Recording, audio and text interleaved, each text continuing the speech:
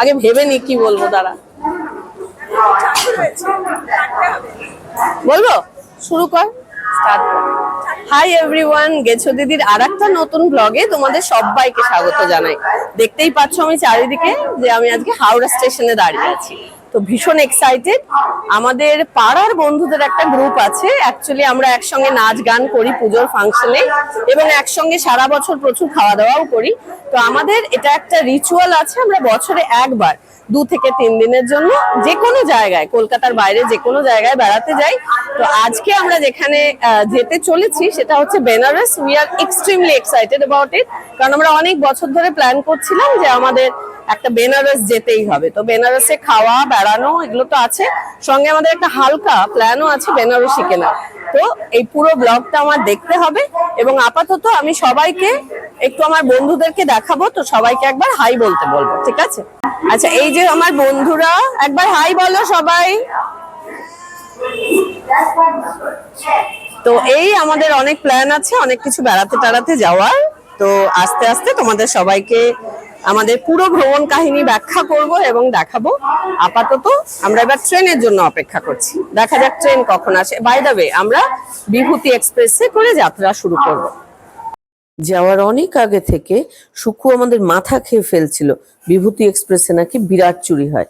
তাই জন্য এই যে তোমরা দেখতে পাচ্ছ শম্পার লিডারশিপ এবং তানিয়া আর সোনিয়া, থ্যাঙ্কস টু দেম, ওরা বিরাট মনোযোগ দিয়ে প্রথমেই সুটকেসগুলো আমাদের সিকিউর করেছিল বেঁধে নিয়ে। খাওয়া হচ্ছে ট্রেনে। কি খাচ্ছিস? চিকেন ভর্তা, আলুর দম, রুটি। তোরা এত কেন বেশি খাস রে? ওই যে চেহারাটাও তো বানাতে হয় না। খাতে পিতে ঘর কা হ্যায়। বাবা কি কায়দা করে খাচ্ছে রে সবাই। রাত্রিরে ট্রেন জার্নির একটা মাস্ট পার্ট হচ্ছে বাড়ি থেকে খাবার বেঁধে নিয়ে যেতেই হবে। বন্ধুরা গেছিলাম, তাই সবাই আলাদা আলাদা ছোট ছোট কিছু খাবার নিয়ে গেছিলাম। আমাদের দারুণ মেনু ছিল, চিকেন ভর্তা, পরোটা এবং আলুর দম, সঙ্গে মিষ্টি অবভিয়াসলি। তো সব সুন্দর করে গাদা খেয়ে ঘুমিয়ে চোখ টোক ফুলিয়ে এবার আমরা সুটকেস নিয়ে সম্পূর্ণভাবে রেডি বেনারস স্টেশনে নামার জন্য। এই যে আমরা বেনারস স্টেশনে নেমেই ফেলেছি, এবং আমরা ভীষণ খুশি হচ্ছিলাম যে ফাইনালি আসতে পেরেছি। তো এটা হচ্ছে বেনারস স্টেশন, আমরা বারাণসী জাংশনে নামলাম। তো এরকম খুব সুন্দর সুন্দর ছবি দেখতে পাচ্ছি, আমার দিব্যি লাগছে। তো we are very excited, finally চলে এসেছি। তো এবার আমাদের গাড়ি খুঁজতে হবে। তো আমাদের স্টেশনে একটা গাড়ি বলা আছে। আমরা তো 9 জন বন্ধু মিলে বেড়াতে এসেছি। তো এই যে বন্ধুরা সুটকেস নিয়ে সামনে ওয়েট করছে। তো আমাদের এখন গাড়ি আসলে আমরা গাড়ি করে হোটেলের উদ্দেশ্যে যাব, এবং আমাদের হোটেলটা কোশিঘাটের কাছে আছে, এটুকু আমি জেনেছি। তো দেখা যাক কি ধরনের গাড়ি বা কি হোটেল, আমি সঙ্গে সঙ্গে আপডেট দেবো তোমাদের। It's a beautiful station. This is the front side. কি সুন্দর।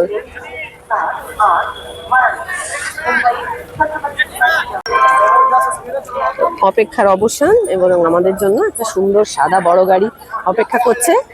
তো এবার আমরা তো অনেকজন, তাই জিনিসপত্র আস্তে আস্তে তুলতে হবে। বন্ধুরা এগোচ্ছে, আমিও এগোচ্ছি গল্প করতে করতে। এবার ফাইনালি আমরা হোটেলের উদ্দেশ্যে রওনা দেবো। ইটস আ নাইস কার। তো আমাদের বন্ধু পারমিতা খুব ভালো বুদ্ধি করে হোটেল থেকে 2টো খুব ভালো গাড়ি বুক করে নিয়েছিল, তাই আমাদের যেতে কোনো অসুবিধেই হলো না। এই যে আমরা ফাইনালি হোটেলে এসে পৌঁছলাম। পিঙ্ক রঙের বিল্ডিংটা দেখতে পাচ্ছ, এটা আমাদের হোটেল। হোটেলের নাম হোটেল হেরিটেজ ইন। এই জায়গাটা ওসিঘাটের ভীষণ কাছে, এবং যে এরিয়াতে এই হোটেলের অবস্থান, এরিয়াটার নাম হচ্ছে শিবালা।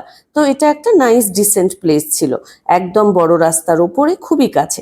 আমরা রিসেপশনে বসে প্রথমেই যে কাজটা করলাম, 3 দিন যে আমরা বেনারসে থাকবো, ঘুরবো ফিরবো, তার জন্য আমরা একটা প্যাকেজ নিয়েছিলাম।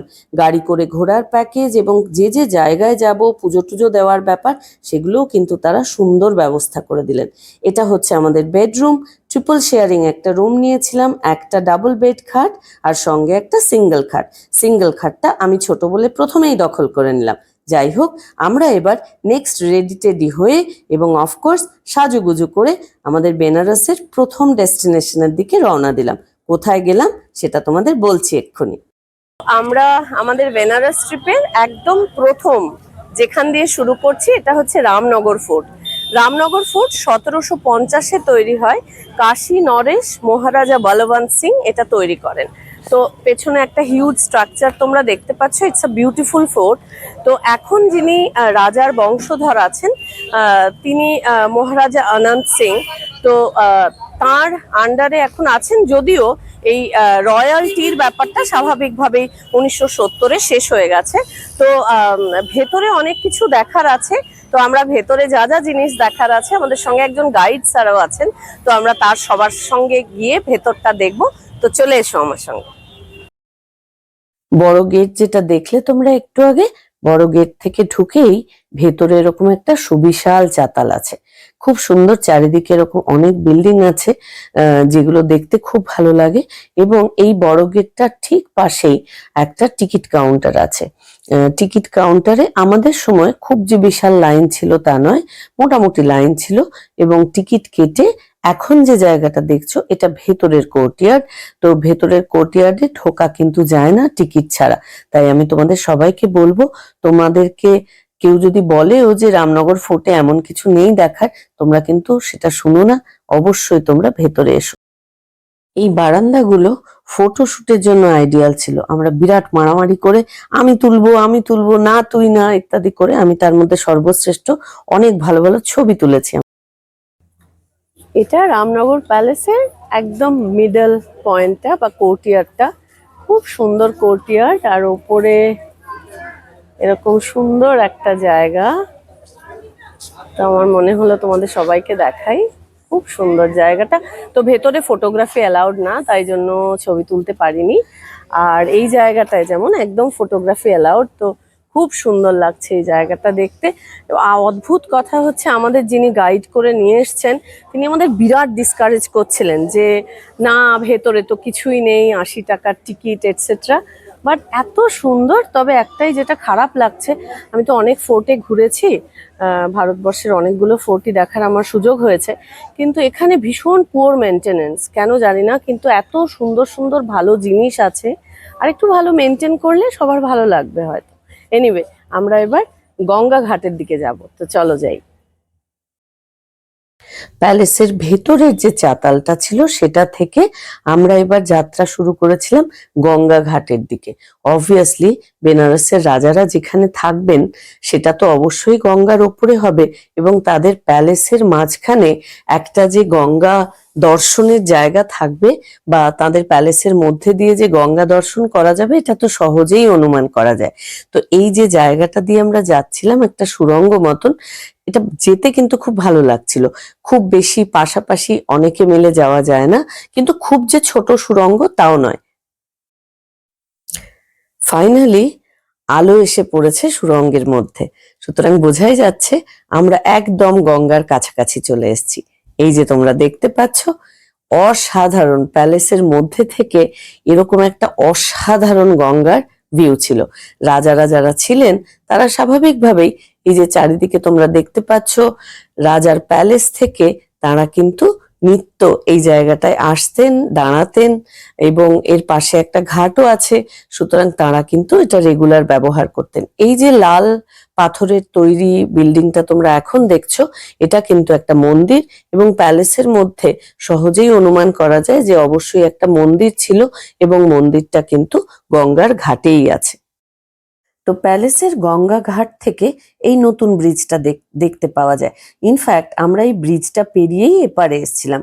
রামনগর প্যালেস আসতে কিন্তু শহর থেকে বেশ খানিকটা দূরে আসতে হয়, কিন্তু ইটস মোর দ্যান ওয়ার্থ।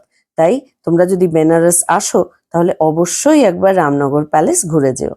গঙ্গার ধারে এই প্যালেসের শোভা সত্যি অবর্ণনীয়।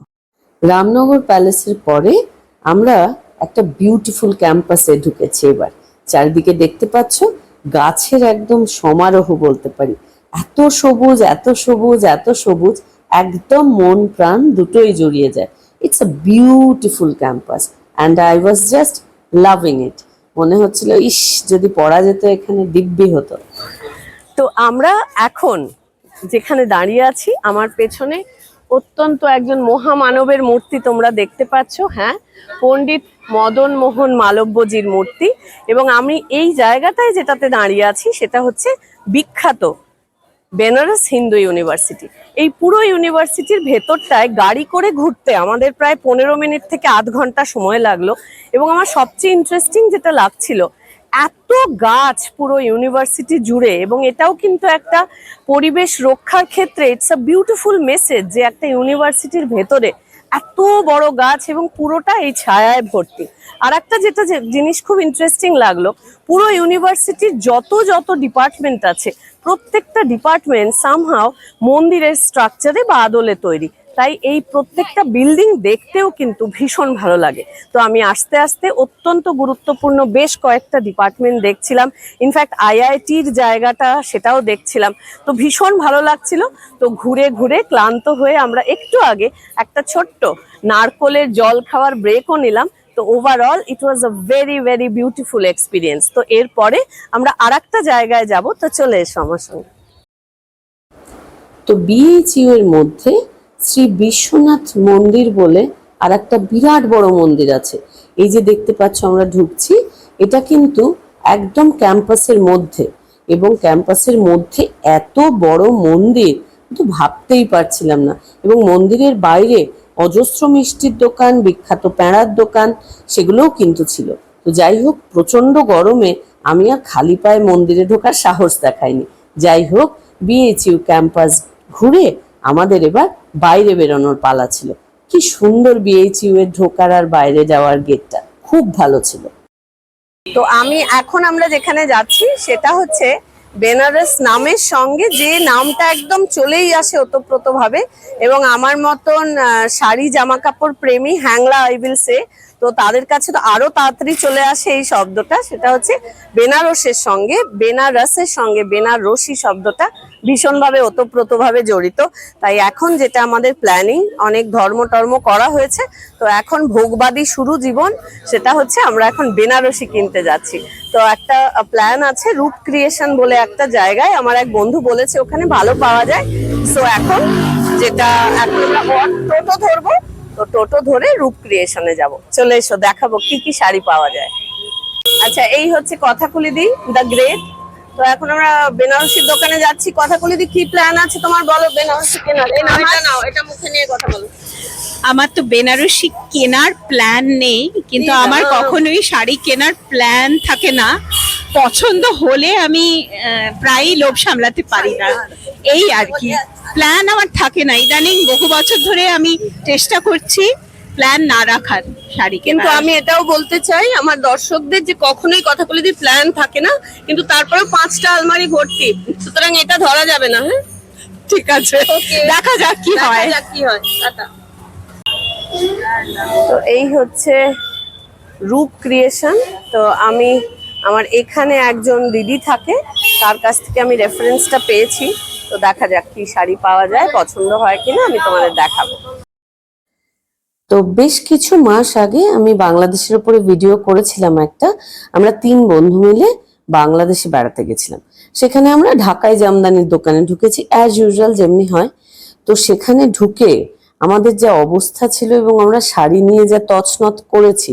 তো আমার আরেক বন্ধু সুজয়দা সেখানে বলেছিল, তোদের 3 জনকে দেখে মনে হচ্ছে কলা বাগানে হাতি ঢুকলে যেরকম অবস্থা হয়, তছনছ চারিদিকে করে দেয়, তোরা ঠিক সেরকম করছিস। তো আমাদের অবস্থা খানিকটা সেরকমই হলো।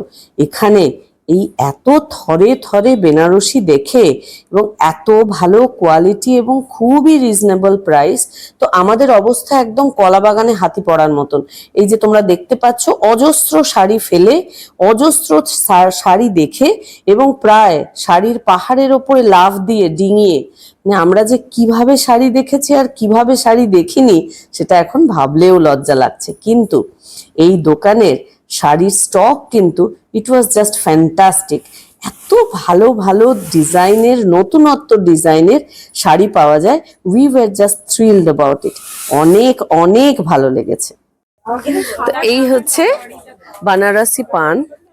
আমরা এখানে রূপ ক্রিয়েশনে এসেছিলাম, শাড়ি কিনেছি, খুব ভালো লেগেছে। It's a nice shop. আর ওনারা সত্যি আমাদের অনেক আবদার সহ্য করেছেন। আমরা অনেকক্ষণ ডিস্টার্ব করেছি, এটা দেখান সেটা দেখান, but this people are very very nice. তো আমি ডেফিনেটলি সাজেস্ট করব তোমরা যদি বেনারসে আসো এবং ভালো অথেন্টিক বেনারসি যদি কিনতে চাও তাহলে ডেফিনেটলি এখানে আসতে পারো। এবং সঙ্গে থ্যাঙ্কস টু দেম যে আমাদের সুন্দর বেনারসি পান খাওয়াচ্ছেন, বানারসি পান, রাইট? হ্যাঁ। তো আমার হিন্দি ভীষণ বাজে, তো please excuse me for that, কিন্তু এটা দেখেই আমি খুশি হয়ে যাচ্ছি এবং আমি শিওর যে দারুণ হবে খেতে। তো আমি একটা ছোট্ট বাইট দিচ্ছি।